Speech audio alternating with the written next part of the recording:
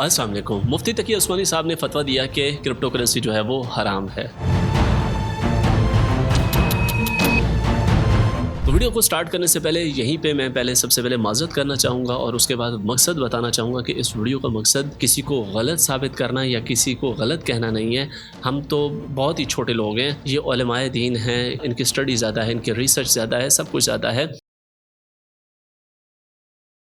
तो मैं आपसे इस वीडियो में कुछ सवालात करना चाहूँगा, जो कि मेरा हक है वो मैं कर सकता हूँ। आप मस्जिद में खुतबा भी दे रहे हो तो मस्जिद के खुतबे में भी आपसे सवाल किया जा सकता है, और एक आलिम दीन का ये फ़र्ज़ होता है कि जब ये उसके फ़राइज़ में शामिल है आलिम दीन के, ठीक है, फ़राइज़ के ऊपर मतलब कि पूछगछ होगी क़यामत वाले दिन, ठीक है। उसका फ़र्ज़ होता है कि अगर कोई उससे सवाल करे तो उसको अच्छे तरीके से, अहसन तरीके से उसको जवाब भी दिया जाए। तो मैं सिर्फ सवाल करना चाहूँगा, मैं किसी को यहाँ पे गलत वगैरह साबित करने के लिए खुदा न खास्ता नहीं बैठा हुआ, ठीक है। और इसके साथ साथ मैं आपको यहाँ पे कुछ फतवे दिखाना चाहूँगा शिया मसलक के भी और बाकी मसलक के भी। स्पेशली शिया मसलक के अंदर अगर बात की जाए तो बहुत बड़ी शख्सियत है, मराजी शख्सियत हैं, नजफ़ के अंदर होती हैं आगा रूहुल्लाह सिस्तानी साहब, ठीक है। वैसे मैं 22-23 को जुलाई को जा भी रहा हूँ, करबला जा रहा हूँ, तो नजफ़ में मेरा जाना होगा, तो मैं ख़ुद भी पर्सनली एक बार कोशिश करूँगा कि मेरी उनसे मुलाकात भी हो जाए। तो उनका फतवा भी मैं आप लोगों के साथ शेयर कर दूँगा, और इसके साथ साथ कुछ और चीज़ें भी मैं यहाँ पे शेयर करना चाहता हूँ कि देखें, आपने सिर्फ क्रिप्टो को एक झटके में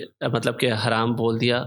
बहुत सारी ऐसी चीज़ें थी जिनको हराम वाकई बोलना था, उन चीज़ों को मिस किया गया। वो चीज़ें भी मैं आप लोगों के साथ यहाँ पे शेयर करूँगा, मौलाना साहब के साथ भी और पब्लिक ऑडियंस के साथ भी, ठीक है। तो सबसे पहले मैं ये बताना चाहूँगा कि क्रिप्टो के अंदर और क्या क्या हराम है। क्रिप्टो के अंदर गैम्बलिंग भी हराम है, क्रिप्टो के अंदर फिक्स स्टेकिंग भी हराम है, क्रिप्टो के अंदर मीम्स ट्रेडिंग भी हराम है, क्रिप्टो के अंदर पंप एंड डंप भी हराम है, इसके अंदर MLM भी हराम है।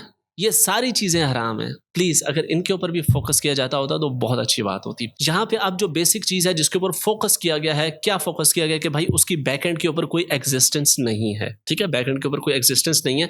दैट्स वाई क्रिप्टो की ट्रेडिंग जो है वो जायज़ नहीं है। यहाँ पे अब प्लीज़ माइंड ना कीजिएगा, मैं जस्ट आप लोगों से सवाल कर रहा हूँ, ठीक है। मैं आपको कहीं पे भी गलत नहीं कह रहा, प्लीज़, ठीक है। आपको पता है कि हर बैंकिंग सिस्टम ने एक इन्वेस्टमेंट प्लान निकाला हुआ है, ठीक है। बाकियों का मुझे थोड़ा बहुत आइडिया है पड़ा, लेकिन मीज़ान का मुझे सबसे ज़्यादा आइडिया। मीज़ान कहता है कि आप अपने बैंक के अंदर पैसा रखो, इन्वेस्टमेंट अकाउंट के अंदर, हम आपका पैसा लगाएंगे स्टॉक्स के अंदर। किस स्टॉक्स के अंदर कोई पता नहीं है, वो पीछे से बैक एंड के ऊपर एग्जिस्ट कर रहे हैं, नहीं कर रहे, कोई पता नहीं है। आपको उसके ऊपर प्रॉफिट मिलता है। और मुझे आज तक पाकिस्तान में एक बंदा दिखा दे, एक बंदा जिसने मीज़ान इन्वेस्टमेंट के अंदर अपना पैसा रखा हो और एंड ऑफ द मंथ उसको लॉस हुआ हो। वो हमेशा ही आपको प्रॉफिट में क्लोज करते हैं।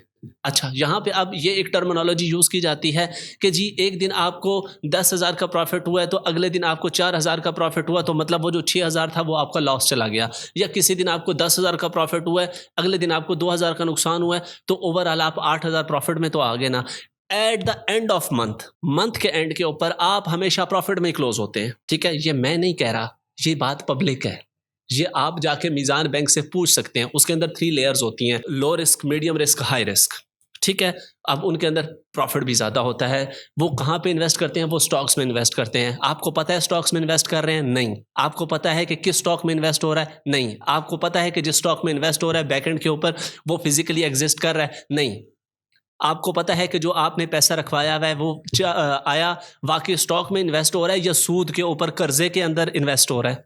आपको पता है? नहीं। और फिर इसके साथ साथ आप जाके बैंकिंग की वेबसाइट के ऊपर जाके देखें, हर मसलक के मुफ्ती का फतवा पड़ा हुआ है, उसके नाम चेंज कर दिए हैं। किसी ने किसी का नाम इंटरेस्ट रखा हुआ है, किसी ने किसी का नाम मार्कअप रखा हुआ है, किसी ने किसी का नाम इजारा रखा हुआ है, किसी ने रेंट रखा हुआ है, क्या रखा हुआ है। एट द एंड मोड़ तोड़ के अगर बात की जाए तो वो हलाल है। क्यों? वहाँ पे हमारे सारे मुफ्तियान साहब के फतवे एग्जिस्ट करते हैं, और वहाँ पे पैसा कहाँ पे यूज़ हो रहा है आपके बड़े बड़ों को भी पता ना हो कि भाई पैसा असल में यूज़ कहाँ हो रहा है, हमें नहीं पता, लेकिन क्या है, वो हलाल है, ठीक है। अगर वो हलाल है तो ये कैसे हराम है? अगर स्टॉक मार्केट हलाल है तो भाई ये मार्केट कैसे हराम है? अच्छा, यहाँ पे अगर हम ये बात करें कि ये बैक्ड बाय नथिंग है, ٹھیک ہے. یہ بھی تو ہوتا ہے نا کہ فار ایگزامپل میں آپ کو ایک ایگزامپل دیتا ہوں. میں کہتا ہوں کہ بھائی میرے میزان بینک کی ایپ کے اندر مجھے یہاں نمبر شو ہو رہا ہے کہ میرے اکاؤنٹ میں 5 لاکھ روپے پڑے ہوئے, لیکن وہ پیچھے پڑے ہیں یا نہیں پڑے. لیکن اس کو بیک کون کر رہا ہے؟ اس کو گورنمنٹ آف پاکستان بیک کر رہی ہے کہ بھائی اگر تمہارا یہاں پہ 5 لاکھ روپے شو ہو رہا ہے تو اس کا مطلب ہے ہم ذمہ داری لیتے ہیں کہ تمہارا بیک اینڈ کے اوپر بھی 5 لاکھ ہے, چاہے وہ بینک کے اندر فزیکلی پڑا ہے یا نہیں پڑا, ہم ذمہ داری لے رہے ہیں. تو بینک کی ذمہ داری کون لیتی ہے؟ آپ کی اسٹیٹ لیتی ہے. اب اگر کل کی بات کرتے ہیں, آج کی بات نہیں کرتے, کل کی بات کرتے ہیں, پاکستان اپنا کوئی اسٹیبل کوائن لانچ کر دیتا ہے, ٹھیک ہے, اپنا اسٹیبل کرنسی اپنی لانچ کر دیتا ہے, بیکڈ بائی پاکستان گورنمنٹ ہوگی, پھر اس فتوے کا کیا ہوگا؟ اور تب تک دنیا اس کو ایز اے فیڈرل ریزرو رکھ رہی ہوگی. آپ اس بات کو سمجھیں کہ پوری دنیا میں ڈالر بانٹا گیا, پوری دنیا میں ڈالر بانٹا گیا. کیا کہہ کے بانٹا گیا؟ کہ جتنا ڈالر پرنٹ ہو رہا ہے بیک اینڈ پہ اس ڈالر کے حساب سے اتنا سونا اور گولڈ پڑا ہوا ہے. جن کو فائنینشیل ہسٹری کے بارے میں تھوڑا سا آئیڈیا ہے, میں اتنے آسان لفظوں میں اس لیے بتا رہا ہوں کہ جو گاؤں میں بیٹھے ہوئے بچے ہیں ان کو بھی یہ بات سمجھ آ جائے. جتنا ڈالر پرنٹ ہوتا ہے نا, پرنٹ ہو رہا تھا, تو اس کے بیک اینڈ کے اوپر اتنا سونا ہونا چاہیے تھا, تب وہ ڈالر پرنٹ ہوتا. اور پھر کیا ہوا؟ بعد میں پتہ چلا جی لوگوں نے کہا جی کہ ہمارا ڈالر واپس لے لو ہم سے اور ہمیں سونا دے دو. بعد میں پتہ چلا کہ پیچھے تو گولڈ ہے ہی نہیں, تو پھر اس ڈالر کا کیا بنا؟ وہ کیسے حلال ہو گیا؟ مطلب آج تک جو ہم نے اس ڈالر سے ایندھن خریدا, آج تک ہم نے دنیا سے جو چیزیں منگوائی, ہمارے آباء و اجداد تو پھر مطلب حرام کھا کے مر گئے. کامن سی بات ہے نا کہ بھائی اس کے بیک اینڈ کے اوپر تو گولڈ تھا ہی نہیں. ٹھیک ہے, اگر کل کو ہم کوئی اپنا کوائن لانچ کر دیتے ہیں, ہمارا بینکنگ سیکٹر لانچ کر دیتا ہے اور وہ backed by government of Pakistan ہو جاتا ہے, تو یہ پیوارا جو ہم نے ایک پوری اتنی بڑی منسٹری بنا دی ہے پیوارا کی, ٹھیک ہے, یہ ادھر چھولے بھوننے کے لیے تو نہیں بیٹھے, مطلب کہ یہ یہاں پہ بٹ کوائن لینے بیچنے کے لیے تو نہیں بیٹھے. آبویسلی بات ہے کہ یہ دن رات کام کر کے اسی چیز کے اوپر ہی لگے ہوئے ہیں نا کہ بھائی جان ہمارا جو بھی ایکٹ ہو, ہمارا جو بھی کام ہو, ہماری جو بھی پالیسی ہو ریگارڈنگ کرپٹو, وہ بیکڈ بائی گورنمنٹ ہو جائے. تو جب وہ بیکڈ بائی گورنمنٹ ہو گئی, پھر ہم کیا کریں گے اس چیز کا؟ آپ کو پتہ ہے کہ دنیا میں اس کو ایز اے ریزرو رکھا جا رہا ہے. اب ریزرو میں آپ لوگوں کو آسان لفظوں میں سمجھا دیتا ہوں. آسان لفظوں میں مطلب کہ سادے زبان میں سادے بندے کو بھی سمجھ آ جائے کہ پہلے ملکوں کو دیکھا جاتا تھا, جو امیر ملک ہوتا تھا نا, جس کے پاس زیادہ سونا ہوتا تھا, زیادہ گولڈ ہوتا تھا, زیادہ ڈالر ہوتا تھا, وہ امیر ملک مانا جاتا ہے. جس طرح ابھی آج کہتے ہیں کہ ہمارے ملک کے زر مبادلہ کے اکاؤنٹ میں اتنے ارب ڈالر رہ گئے, ٹھیک ہے, ہم تقریباً سنتے رہتے ہیں. وہ جو زر مبادلہ کے اکاؤنٹ کے اندر نا ڈالر پڑے ہوئے ہیں, ٹھیک ہے, آسان لفظوں میں سمجھے, اس کو کہا جاتا ہے فیڈرل ریزرو, کہ ہمارے فیڈرل ریزرو میں پیسہ کتنا پڑا ہوا ہے. آنے والے دور کے اندر نا اس کو ڈکلیئر بھی کر چکے ہیں بہت ساری کنٹریز کے, آنے والے دور کے اندر ہم اپنے فیڈرل ریزروز میں بٹ کوائن رکھیں گے. ٹھیک ہے, کل کو کہا جاتا ہے ڈالر ختم, فار ایگزامپل, ہے نہیں ایسا, لیکن لیٹ سپوز پالیسیز چینج ہو جاتی ہیں.